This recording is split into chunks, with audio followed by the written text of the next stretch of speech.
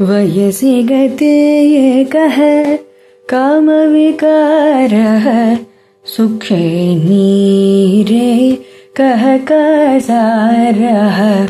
वयसि गते एकः कामविकारः सुखे नीरे कः कासारः। क्षीणे वित्ते कः परिवारः ज्ञाते तत्त्वे कः संसारः। ज्ञाते तत्त्वे कः संसारः। भज गोविन्दं भज गोविन्दं गोविन्दं भज मूढमते। శ్రీశ్రవణ ఛానల్కి శ్రోతలందరికీ కూడాను మరొకసారి స్వాగతం. ఈరోజు మనం 11వ శ్లోకాన్ని చెప్పుకుంటున్నాం. పావని చాలా చక్కగా పాడి మనకి వినిపించారు. ఈ శ్లోకం కూడా ఇది కూడా చాలా ఆలోచించదగ్గ లోతైనటువంటి శ్లోకమే. కోర్స్ మన శంకరాచార్యులు వారు గారు మనకు అందించిన ఈ పుస్తకంలో ప్రతి పదము లోతుగా ఆలోచించాల్సిందే. కాకపోతే కొన్ని శ్లోకాలు ఇంకా మనసుని చాలా ఎక్కువగా సృజిస్తాయి. అలాంటి వాటిలో ఇది కూడా ఒకటని చెప్పుకోవచ్చు మనం. ముందుగా దీని ప్రతిపదార్థ తాత్పర్యాలను చూద్దాం మనం.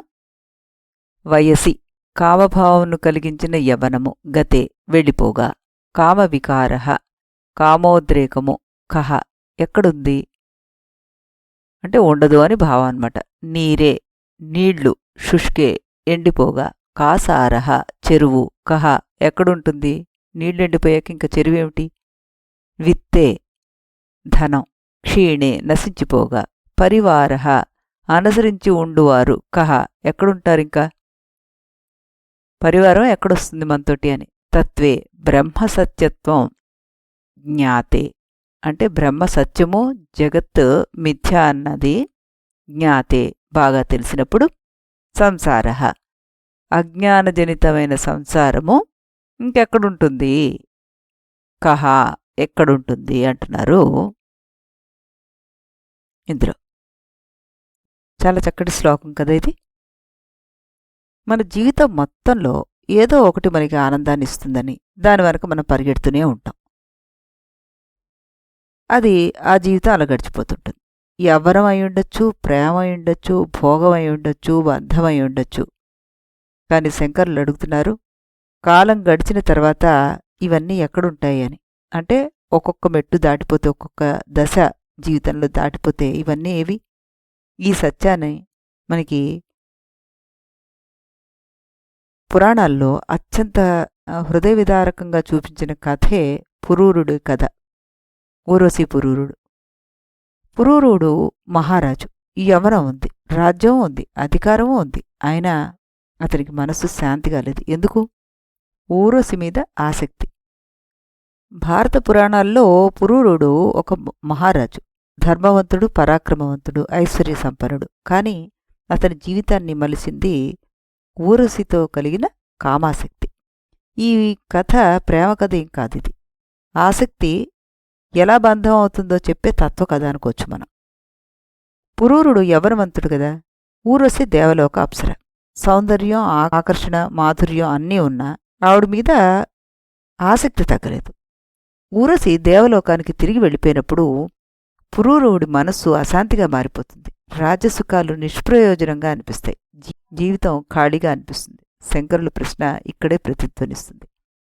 ఊర్వశి లేని రాజప్రసాదం ఆయనకి ఎండిపోయిన చెరువులాగా ఉందిట. భోగాలున్నాయి, కానీ ఆనందం లేదు. ఆ భోగం అన్నది నిజానికి అక్కడ మోహమే.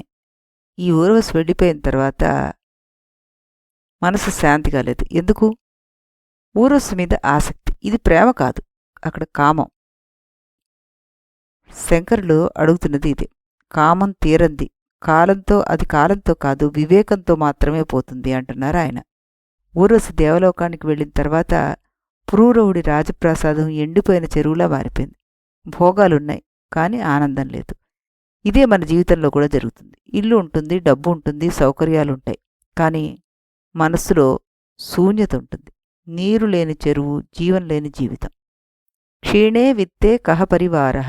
ఊర్వశి వెళ్ళిపోయిన తర్వాత పురూరుడు చుట్టూ జనాలున్నారు. కానీ అతని బాధను పంచుకునేవారెవరు? ఇది శంకరుల వారి 3వ హెచ్చరిక. నీ ఆనందానికి కారణమైనదే నీ బాధకు కూడా కారణమవుతుంది అంటున్నారు ఆయన. బంధాలు ఉన్నంతవరకే ఆసక్తి ఉంటుంది. జ్ఞాతే తత్వే కహ సంసారః. కథలో మనకి తత్వం మలుపు కనబడుతుంది. ఎక్కడంటే చివరికి ఊర్వశి చెప్పిన మాటలతోటి ఇది కథ మలుపు తిరుగుతుంది మనకి. పురుషుడి జీవితాన్నే మారుస్తుంది. అది కోరుకోవాల్సింది నన్ను కాదు, శాశ్వతానందాన్ని అంటూ ఒకే ఒక్క వాక్యం అతనిలో తత్వజ్ఞానాన్ని వెలిగిస్తుంది. అప్పుడు అతడు గ్రహిస్తాడు, సమస్య ఊర్వశి కాదు, సమస్య నా మోహం అంటూ.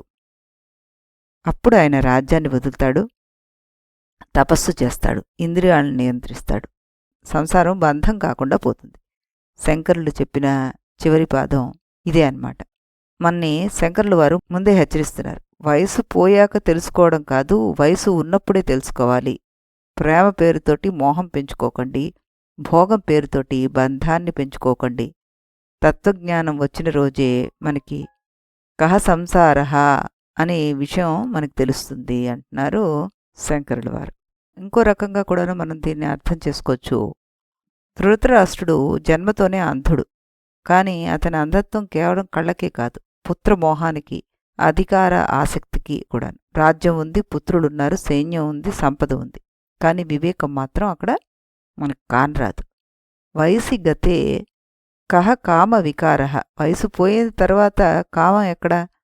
ధృతరాష్ట్రుడి జీవితం మొత్తం దుర్యోధనుడి మీద మమకారంతోనే గడిచిందన్న సంగతి మనందరికీ తెలుసు.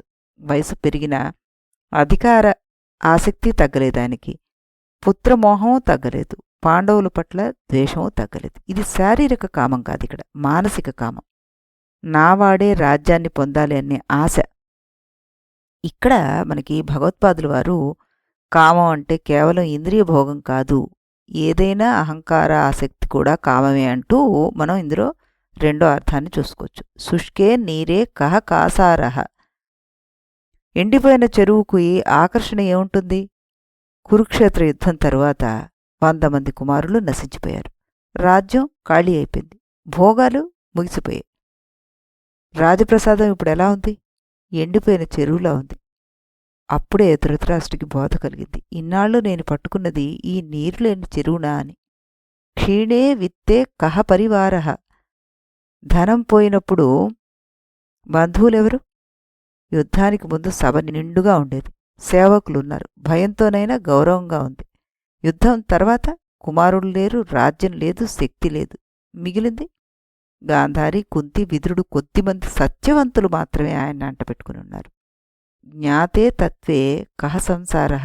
తత్వం తెలిసిన వాడికి ఇంకా సంసారం ఎక్కడ? విదురుని ఉపదేశంతోటి, వ్యాసమహర్షి బోధతోటి ధృతరాష్ట్రుడు చివరికి తెలుసుకున్నాడు, నా అంధత్వం కళ్ళది కాదు, బుద్ధిది అని. అతడు గాంధారితో కలిసి రాజ్యాన్ని విడిచి వనవాసాన్ని స్వీకరించాడు. అక్కడ రాజ్యం లేదు, పుత్రులు లేరు, భోగాలు లేవు, కానీ శాంతి ఉంది. మనందరం కూడాను ధృతరాష్ట్రులు లాంటి వాళ్ళమే. వయసు వస్తున్నా మోహం వదలదు, నష్టం వచ్చాక బోధ కలుగుతుంది మనకి. శంకరులు మాత్రం మనల్ని ముందే హెచ్చరిస్తున్నారు, వయసు ఉన్నప్పుడే జ్ఞానాన్ని పొందండి అంటూ. అధికారము శాశ్వతం కాదు, బంధాలు శాశ్వతం కాదు, శరీరము శాశ్వతం కాదు. శాశ్వతమైనది ఒక్కటే, తత్వజ్ఞానం ఒక్కటే శాశ్వతమైనది. సంసారం బంధము కాదు, జీవితం భారం కాదు, దూరం కాదు అంటున్నారు శంకరుల వారు. ఇప్పుడు మనం తెలుగులో పద్యాన్ని కూడా మనం ఇప్పుడు విందాం. వయసు మళ్ళగ వంగగ నడుము మదన వికారము మాసిపోవును, యౌవనుడై వైరాగ్యమునొందిన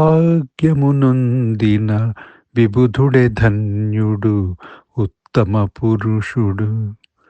ఆత్మతత్వమది తెలిసిన మీదట భవబంధములే సమసిపోవును, ఆపరితత్వము ఎరుగుట సులభము మోక్షమునందుట మహాసుగమము.